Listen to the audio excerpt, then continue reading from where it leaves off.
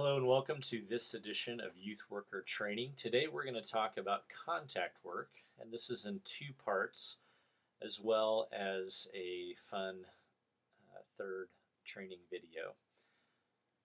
All right, so what is contact work? Well, this is a word that we've borrowed from Young Life.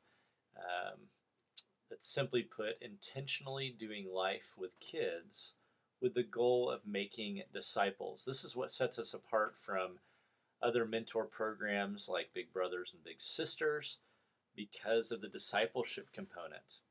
Paul, as he's talking to the Thessalonians in 1 Thessalonians 2 8 through 9, he says, "We were delighted to share with you not only the gospel of God, but our very lives as well, because you have become so dear to us."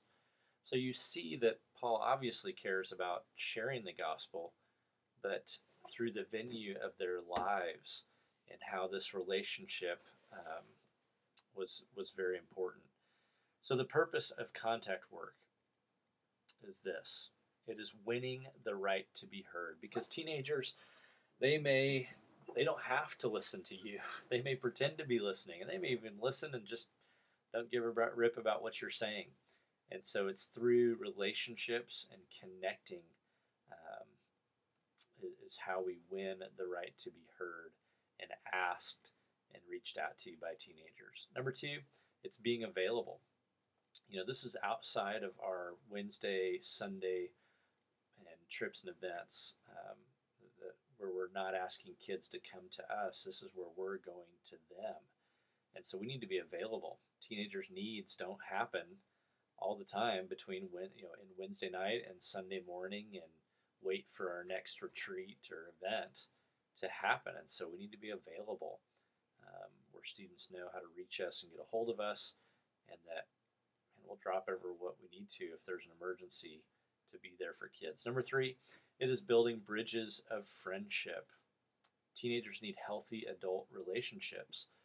That's one of the studies that came back from a longitudinal study through Fuller Seminary called Sticky Faith, and the faith that sticks with teenagers through their adult years are ones that had healthy adult relationships. So building that friendship is key. Number four, it is identifying with kids where they are. Not condemning or judging or holding up where they should be and ought to be, and leaving it there, but meeting them right where they are at without condemnation or judgment, but there on their turf. Number five, it is understanding and penetrating a culture. Teenagers have their own culture.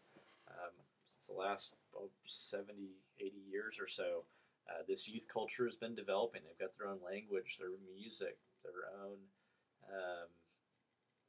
their clothing, the way they dress, and they can't support themselves. And so that kind of defines the role of a missionary, to go to a different people group who can't support themselves, who have their own language and dress and everything. And teenagers are very much the same. So it's really understanding, not making fun of, or again, just judging a culture, but understanding it, seeking to understand before being understood, and then penetrating and reaching into that culture, to where teenagers are. And last, it is demonstrating Christ's love for people with skin on, because this is what God did. He modeled this for us in John 1:14. I love Eugene Peterson's translation of this. He says, God took on flesh and blood, and he moved into the neighborhood. So he came to us. He didn't stand far off and aloof and away. He came to us in Jesus. And so this is where we get the idea of contact work. Now, why do we do it? Well, there are lots of other approaches that have been done by churches and are being done, and we want to look at those, and let's kind of see. Let's look at the informational method. I mean, people do tracts and leave leaflets and flyers, and certainly God can work through those. I don't negate that, but God didn't do that in bringing the hope and redemption of the world. He could have dropped leaflets from the sky saying 4 happy hops to heaven for Jews and Gentiles to read.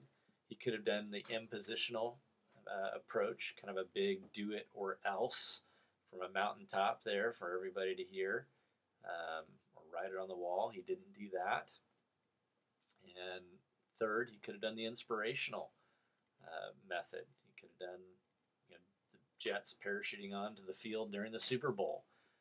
Some churches do that. They bring in popular, famous people to share their testimonies. Again, you know, those are good methods, but not the approach that God took in the Christ. And so God's approach was flesh and blood, incarnational. This word incarnational comes from the idea of Christ is in us, the hope of glory. So God chooses to be with the people, available to them and their needs, close, not far away. And that's what he did in Jesus. So how do you respond to this statement? The problem is not that kids have not heard the gospel. The problem is they've never seen it work. All right, hopefully you're thinking, okay, you know, back maybe when you were a teenager, what stuck out to you? Was it all the messages being said? And certainly information is where transformation always begins. So information is necessary.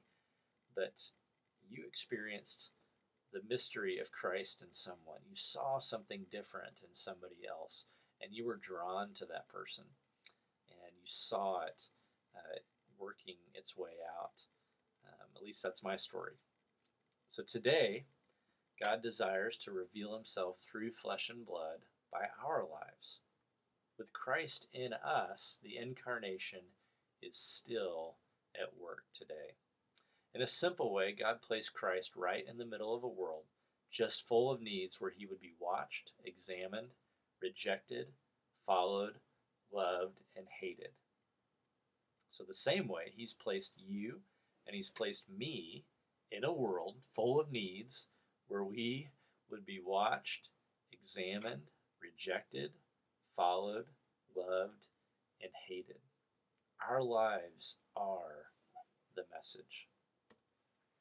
Well, this concludes part 1 of contact work, kind of what is contact work and why we hold that as the highest strategy and approach to ministry, incarnational ministry. Well, thanks for taking time to learn how to be a more effective and better leader. God bless you.